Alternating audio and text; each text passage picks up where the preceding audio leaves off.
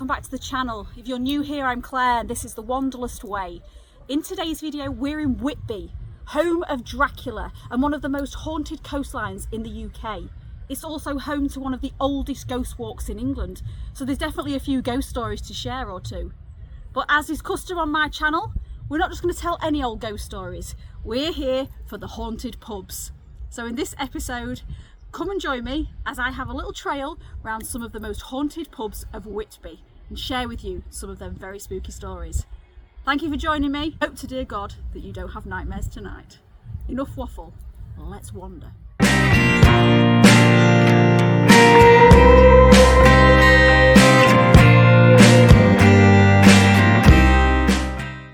Welcome, spooky friends, to Whitby, a picturesque coastal town in North Yorkshire, England.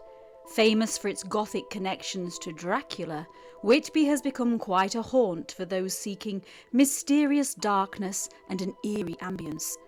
During the daytime, the streets are awash with tourists tucking into fish and chips, but once the sun sets and the shadows begin to creep up those abbey walls, that's when Whitby gets really interesting.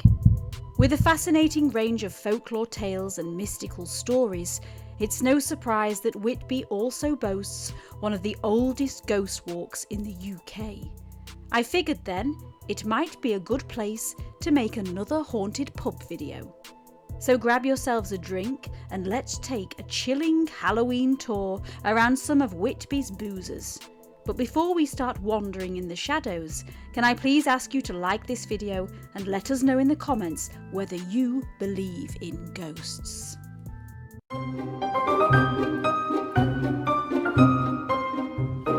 First stop on the haunted pubs of Whitby, and we are going to the Endeavour, and I'll tell you why shortly. Now, to supernatural purists, our first stop might be considered a bit of a cheat. But hear me out, because it is in the perfect place to start our trail. And the reason I say it's a bit of a cheat is because the pub itself isn't considered particularly haunted. But what happened just a stone's throw away from here is perhaps one of the grisliest stories in this video. And with so many ghost sightings, I'd be surprised if there wasn't at least one person who had witnessed something eerie from the windows of this pub. So let's begin with stop number 1. Welcome to The Endeavour on Church Street in Whitby. The Endeavour is a cosy one-room pub which opened around 1935 on the east side of the river opposite Great Plain. For the history fans watching, the Endeavour takes its name from the first ship commanded by Captain Cook. Whitby holds a special place in its heart for Cook. Not only was his famous ship built here, but it was from this very port he set sail on his epic voyage to the South Pacific. But we're not here for the ghost of Captain Cook, no, no, no. Our story is much more haunting than that. The Endeavour pub sits on Church Street, but when you step out from the front door, you may notice the quaint pedestrianised lane opposite, known as Great Plain. And this is where our ghost lives. Now, interestingly, years ago, according to the Whitby Uncovered website, it is believed that this particular alley of Whitby was known as Grope Lane, a catchy term for what was once an area popular with the prostitution industry. This, in modern days, was therefore Whitby's red light district. Ooh la la! Its narrow architecture and handy location near to the docks made it perfect for this type of activity. As night drew in during the 15th century, you didn't really want to be looking at what was going on in the shadows of Grope Lane. Now, by the time of the Captain Cook days, things had changed somewhat, and the street became a little more respectable, with Cook himself having lodged in a house here. The house is now a museum if you fancy visiting, but that's not what we're interested in today. Today I'm here to talk about what is now in the shadows of Great Plain. Let me therefore tell you the story of Mary Clark.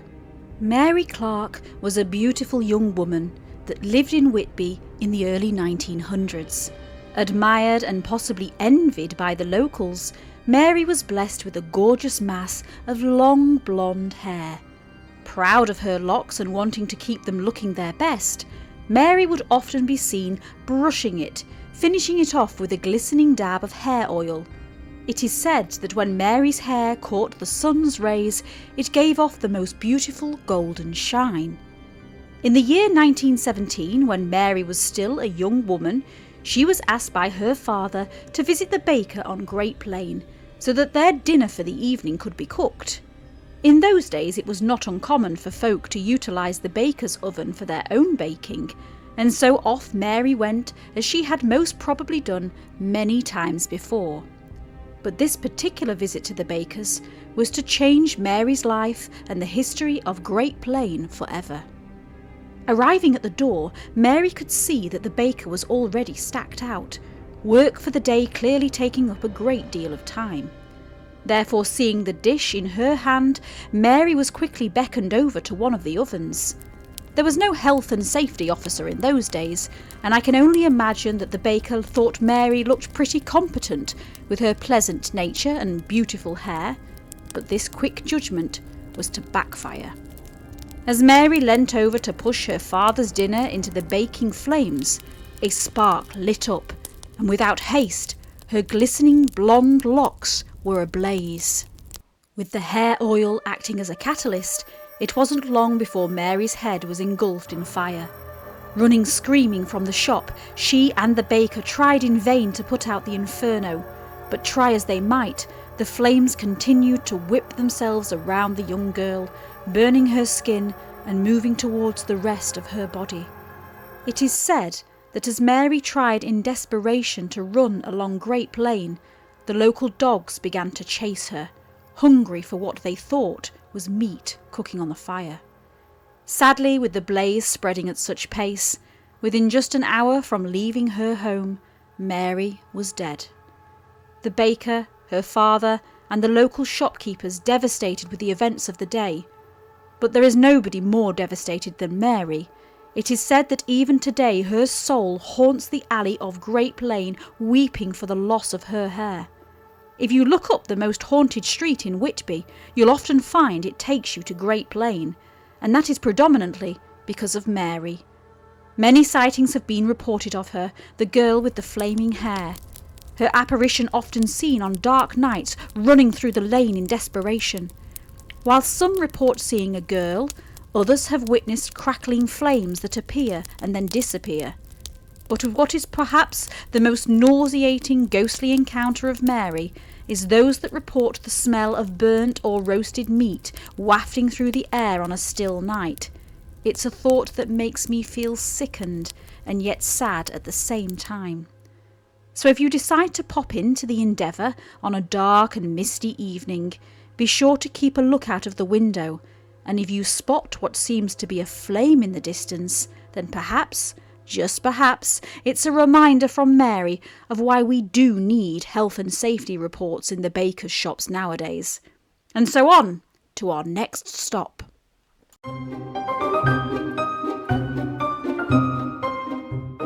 Just a short walk from the Endeavour and still on Church Street, we'll visit our next establishment, which many report to be the most haunted pub in the whole of Whitby. Welcome, therefore, to the White Horse and Griffin, a pub with a reputation for paranormal activity that spans back centuries. This pub is thought to be so haunted that during the 1980s there was an offer available that if anybody dared to sleep in the hotel for the night alone, they would be rewarded with £50. Amazingly enough, not one person was able to meet this challenge. So let's see, how and why is this boozer so haunted?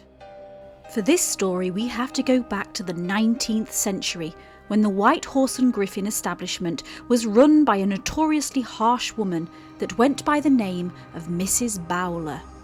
Disliked by many for her cruel and bitter attitude, Mrs. Bowler, it is safe to say, was not really the right person to be in the hospitality industry. Legend tells that this miserable landlady took great pleasure in judging those who walked through her pub doors. With a single glance she made her assumptions about each person quickly, and they were generally critical assumptions. Instead of a warm and friendly welcome that you might hope for when visiting the pub to spend your money, Mrs. Bowler was said to act in ways that made customers feel uncomfortable. Her snide remarks and lack of politeness became notorious in Whitby, with many choosing not to drink here for the way she made them feel. But as fate would have it, the mean Mrs. Bowler was played a most unfortunate card, and although we've been painted a rather horrid picture of the woman, I can't help but feel a little sympathetic about her wretched demise. The story tells that one night whilst walking down the outside steps, this cantankerous and disliked landlady slipped and cracked her head on the cobblestones. Did she slip? Was she pushed? I don't know, but with the stories I've heard, neither would surprise me. Unfortunately for her, there were few people around when Mrs. Bowler fell, and it is said she expired alone, bleeding slowly from her wound until her untimely death on the stone-cold steps of the White Horse and Griffin. Today, visitors to the pub often report feeling suddenly uneasy or uncomfortable.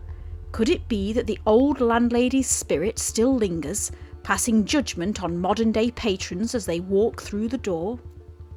The pub's history goes way back though, and at one time was said to have been used as a meeting place for explorers Captain James Cook and William Scoresby.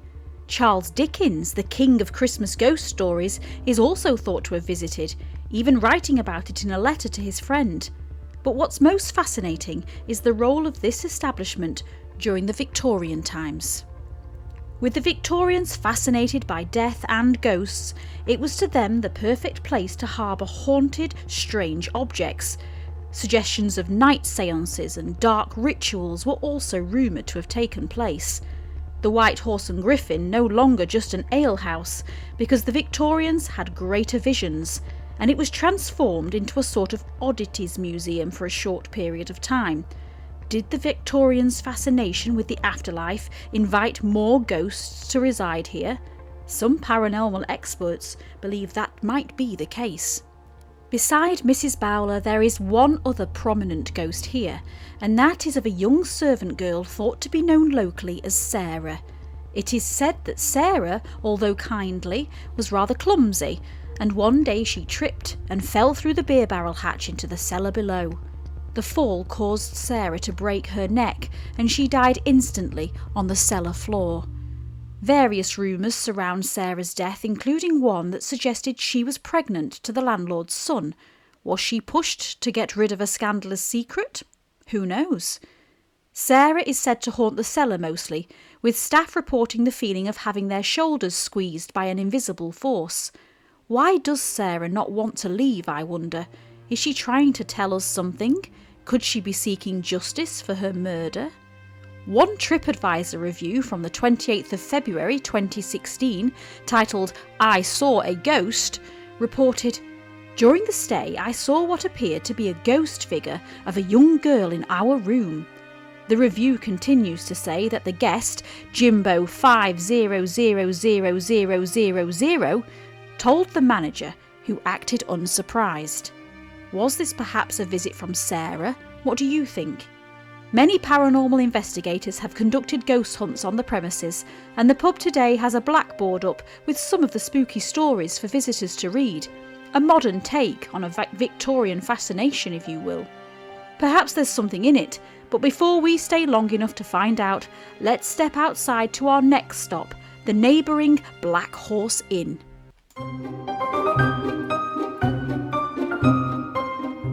Next stop on the haunted pub trail, and we are going to... Where are we going, Aid? Oh. No, we're not. We're going to the Black... Next stop on the haunted pub trail, and we are going to the Black Horse, which used to be a funeral parlour. Our third haunted destination is the Black Horse Inn, a Grade 2 listed building that dates back to the 1600s.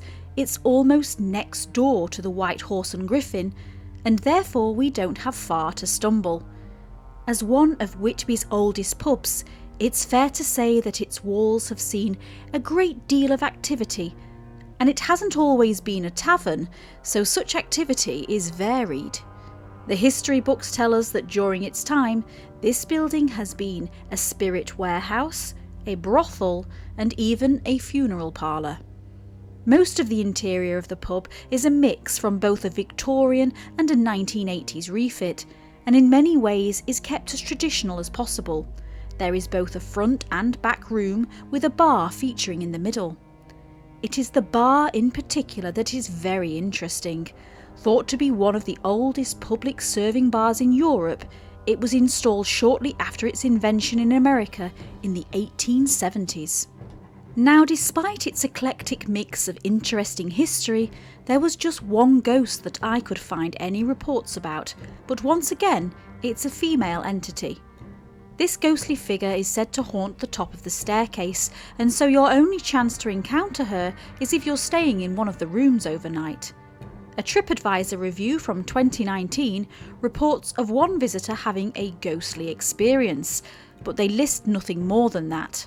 Who could this ghost girl be?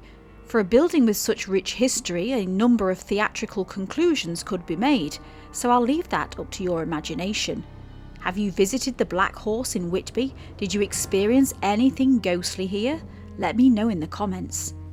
Leaving the Black Horse Inn, we continue along the cobbled streets towards the iconic 199 steps. It is here we make one last pit stop, at the foot of one of the most classic landmarks in the Dracula story.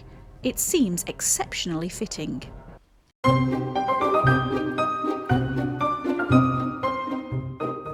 Welcome, friends, to the Board Inn.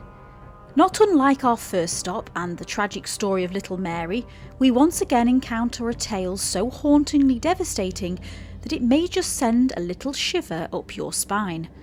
The Board Inn, still on Church Street, has a rich history, its interior boasting exposed brickwork and beamed ceilings that communicate its heritage perfectly.